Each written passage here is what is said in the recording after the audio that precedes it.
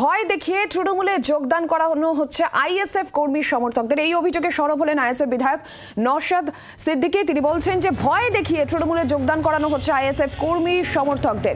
নওশাদ সিদ্দিকীর এই অভিযোগ আইএসএফ বিধায়ক তিনি এই অভিযোগ করছেন 2026-এর বিধানসভা নির্বাচনের আগে হুমকি দিয়ে দলে যোগদান করানো হচ্ছে। তৃণমূল বিধায়ক শওকত মোল্লার বিরুদ্ধেই এই অভিযোগ করছেন নওশাদ সিদ্দিকী। ভয় দেখিয়ে তৃণমূলে যোগদান করানো হচ্ছে আইএসএফ কর্মী সমর্থকদের অভিযোগ নওশাদ সিদ্দিকীর। আমরা একবার শুনবো কি অভিযোগ তার। তাহলে সিপিএম বলবে তাহলে সিপিএম এর সব ছেলে ছিল, এক নম্বর কথা। কংগ্রেস বলবে স্বাধীনতার পর থেকে বাংলায় কংগ্রেসের শাসন ছিল। ব্যাপারটা হচ্ছে কে যোগদান করছে আপনাকে দেখান তো কারা। আবার সেই শওকত সাহেব আমাদের জেলা পরিষদের একজন সদস্যকে বলছে নাকি তার কাছে গিয়েছিল। যদি তার কাছে গিয়েছিল তাকে যোগদান না করায় তাহলে একটা ছেলেকে যে আমাদের হয়তো সমর্থক ছিল এটা মানতে হয়তো মানছি। ভয় দেখিয়ে চমকে ধমকে আমাদের এই প্রাণগঞ্জ অঞ্চলের নেতৃত্বদেরকে ফোন করে ডাকছে, এইদিকে আয়, মানে ভয় দেখাচ্ছে তোর ব্যবসা বন্ধ করে দেবো, এই করে দেবো, এই ধরনের ধমকে চমকে দু একজন যাচ্ছে। তারপরেও আমি বলছি আপনাদের যাকেই যাই করুক না কেন ভোটটা ইভিএম মেশিনে আইএসএফের পক্ষেই আসবে, খামচিহ্নের পক্ষে আসবে। 2021 সালে আমরা তখন নতুন রাজনীতিতে এসেছি, আমাদের সম্পর্কে অনেক বাজে মন্তব্য করা হয়েছিল, বিজেপি এসে যাবে ভয় দেখানো হয়েছিল। তারপরেও ভাঙড়ের মানুষ 1,09,000 ভোট আমাকে দিয়েছিল। 2026-এর থেকে অনেক বেশি ভোট পাবো। এখন ভাঙড়ের মানুষ নয় সারা রাজ্যের মানুষ বুঝতে পারছে যে আইএসএফ কিভাবে বঞ্চিত মানুষের হয়ে লড়াই করছে। প্রসেনজিৎ সর্দার টেলিফোন লাইনে রয়েছেন প্রতিনিধি। প্রসেনজিৎ, নওশাদ সিদ্দিকীর অভিযোগ আইএসএফ কর্মী সমর্থকদের ভয় দেখিয়ে তৃণমূল কংগ্রেসে যোগদানের চেষ্টা করা হচ্ছে এবং অভিযোগের তীর তার শওকত মোল্লার দিকে।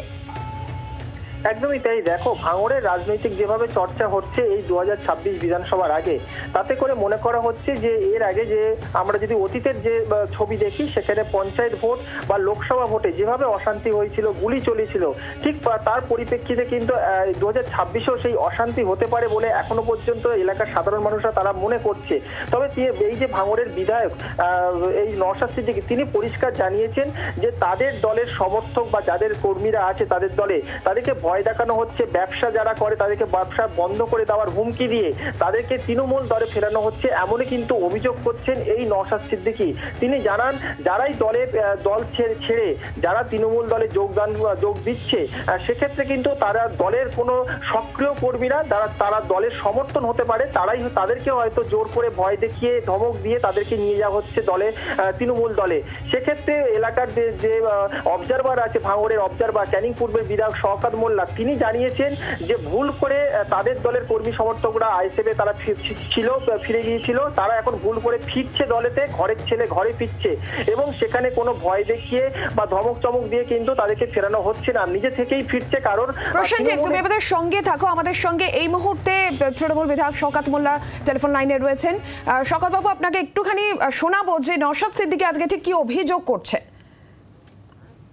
তাহলে সিপিএম বলবে তাহলে সিপিএম এর সব ছেলে ছিল, এক নম্বর কথা। কংগ্রেস বলবে স্বাধীনতার পর থেকে বাংলায় কংগ্রেসের শাসন ছিল। ব্যাপারটা হচ্ছে কে যোগদান করছে আপনাকে দেখান তো কারা। আবার সেই শওকত সাহেব আমাদের জেলা পরিষদের একজন সদস্যকে বলছে নাকি তার কাছে গিয়েছিল।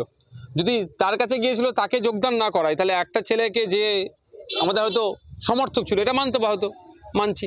ভয় দেখিয়ে চমকে ধমকে আমাদের এই প্রাণগঞ্জ অঞ্চলের নেতৃত্বদেরকে ফোন করে ডাকছে, এইদিকে আয়, মানে ভয় দেখাচ্ছে তোর ব্যবসা বন্ধ করে দেবো, এই করে দেবো, এই ধরনের ধমকে চমকে দু একজন যাচ্ছে। তারপরেও আমি বলছি আপনাদের যাকেই যাই করুক না কেন ভোটটা ইভিএম মেশিনে আইএসএফের পক্ষেই আসবে, খামচিহ্নের পক্ষে আসবে। 2021 সালে আমরা তখন নতুন রাজনীতিতে এসেছি, আমাদের সম্পর্কে অনেক বাজে মন্তব্য করা হয়েছিল, বিজেপি এসে যাবে ভয় দেখানো হয়েছিল। তারপরেও ভাঙড়ের মানুষ 1,09,000 ভোট আমাকে দিয়েছিল।